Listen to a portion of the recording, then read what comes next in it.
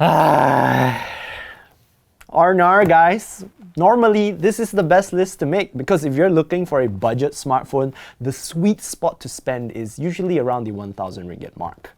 But this year, it's kind of rough. If you want something that's good, realistically, you're gonna have to spend closer to the 1,500 ringgit mark. Thanks, inflation. But winners don't complain. We soldier on. So here we are with the best phones that we could find for under 1,000 ringgit. Lukman, roll the intro. Wait, I'm Isla. Oh. Wait, before we continue with the video, I have an important announcement to make. SoyaCincau's is hiring! We are looking for driven, like-minded individuals to join our growing team. But wait, you might be wondering, why would I want to work here? Well, let me show you. You get to work here with some of the most incredible creatives. Dude, Honda City sebiji macam BMW 3 You comparing that cheap car to the ultimate driving machine? Wake up! You get access to incredible studios like this and all of this cool equipment. Hey, I'm trying to work here. Can you get out of here? What the? You also get free parking. Wait, get out of the way! So, are you interested? Hit the link below to see what positions we have available. For 999 ringgit, you can pick up the Samsung Galaxy A23, but only the 4G variant because if you want the 5G variant, you're gonna have to top up an extra 100 bucks.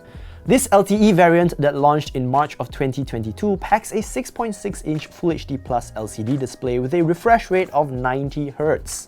On the inside, it's powered by a Snapdragon 680 processor with 6GB of RAM and 128GB of internal storage. Keeping the lights on is a 5000 mAh battery with support for 25W fast charging.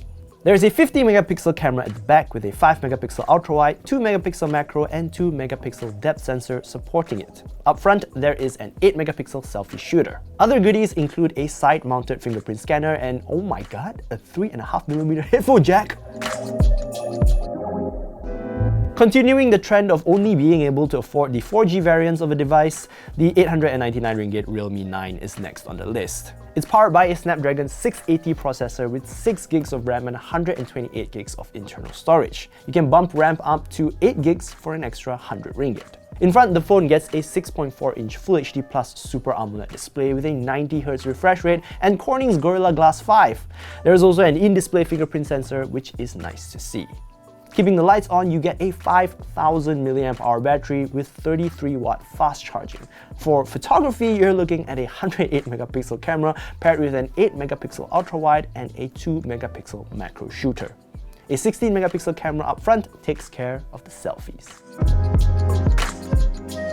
Our third entry for this list is the 999 ringgit Redmi Note 11 Pro. This is also the 4G version, not the 5G version, because the 5G one is about 200 ringgit more. Still, you get a decent spec sheet with a MediaTek Helio G96 processor inside mated to 8GB of RAM and 128GB of internal storage. Keeping the lights on is a 5000 mAh battery with a whopping 67W fast charging support. Up front, the display is a 6.67-inch Full HD Plus AMOLED panel with a 120Hz refresh rate. Tucked into the punch hole is a 16-megapixel selfie camera, while at the back you find a 108-megapixel main camera flanked by an 8-megapixel ultra-wide, a 2-megapixel macro camera, and a 2-megapixel depth camera. The fingerprint sensor here is mounted on the side, which is a nice touch, and it also comes with stereo speakers. The fact that Vivo has a phone on this list is quite surprising, but the 899 ringgit Vivo T1X has the spec sheet to go toe-to-toe with the rest on this list. Inside, the smartphone is powered by a Snapdragon 680 processor mated to 8GB of RAM and 128GB of internal storage. If you really want to spend less though, there is a variant with 4GB of RAM and 64GB of storage for 649 ringgit, but I'd recommend picking up the higher memory configuration. Keeping the lights on is a 5000 mAh battery with just 18W of fast charging support. But up front, the LCD screen is quite compact, measuring 6.58 inches and also pushing a Full HD resolution and 90Hz refresh rate. For photos, there is a 50-megapixel main camera at the back flanked by two 2-megapixel cameras, one for depth and one for macro, and selfies are captured by an 8-megapixel front-facing camera. The fingerprint sensor here is also on the side, and there is a 3.5mm headphone jack to boot. The 999 ringgit Redmi Note 11S 5G is one of only 2 5G smartphones on this list. This phone is powered by a MediaTek Dimensity 810 processor with 6 gigs of RAM and 128 gigs of internal storage. Up front, you'll find a 6.6-inch Full HD Plus LCD display with a 90Hz refresh rate as well as a 13-megapixel selfie shooter tucked into the tiny punch hole. There is no in-display fingerprint sensor here because, the sensor is mounted on the side of the phone. For photography, you get a 15-megapixel main camera with an 8-megapixel ultra-wide camera and a 2-megapixel macro camera. Keeping all of that running is a 5000 mAh battery with 33-watt fast charging support. Other goodies include a pair of stereo speakers, a 3.5mm headphone jack, and an IR blaster, as well as support for NFC, which is cool.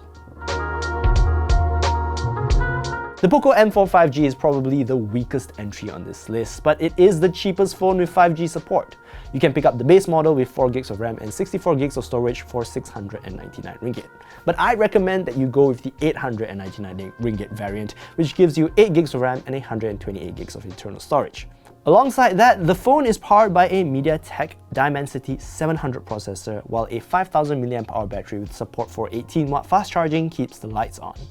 There is a compact 6.58-inch Full HD Plus LCD display up front with a 90Hz refresh rate and a touch sampling rate of 240Hz. And in the tiny little notch at the top, you'll find a 5-megapixel selfie camera. Photography is handled by a 13-megapixel main camera and a 2-megapixel depth camera, so it's definitely on the back foot in this department. But this phone has NFC and a side-mounted fingerprint scanner, so that's kind of cool. Alrighty, that's it for this video. Did we miss any great phones for under 1000 ringgit? Leave them in the comments below.